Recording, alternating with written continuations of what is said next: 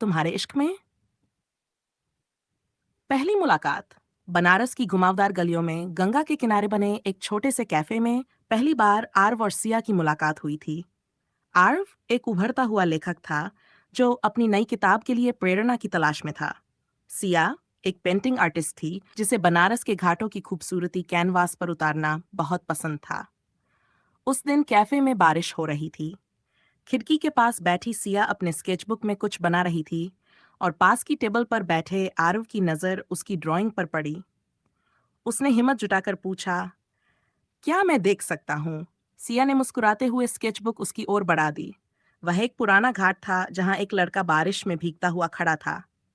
संयोग से वह हूबहू आरव जैसा दिख रहा था। ये मैं हूँ? आरव ने आश्चर्य से पूछा। सिया हंस पड़ी। शायद तुम्हें बारिश बहुत पसंद है। प्यार की दस्तक। धीरे धीरे उनकी मुलाकातें बढ़ने लगीं।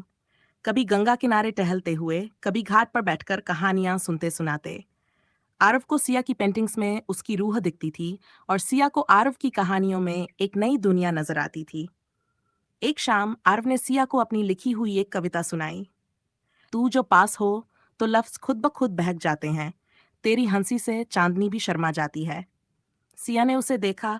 उसकी आंखों में वही एहसास था जो आरव की कविता में था, प्यार, इकरार और इंतजार। एक दिन आरव ने सिया से कहा, क्या तुम मेरी जिंदगी की सबसे खूबसूरत कहानी बनोगी? सिया मुस्कुराई। उसकी आंखों में हल्की नमी थी। तुम्हारी कहानियों में हमेशा खुशहाल अंत होता है, क्या हमारी भी होगी? अगर तुम साथ हो तो हमारी कहानी सबसे खूबसूरत होगी। और फिर गंगा के घाट पर बहती ठंडी हवाओं के बीच सिया ने आरव का हाथ थाम लिया। उनके इश्क की कहानी अब सिर्फ किताबों तक सीमित नहीं थी, बल्कि बनारस की हर गली, हर घाट और हर बारिश की बूंद में उनकी मोहब्बत की खुशबू थी। समाप्त।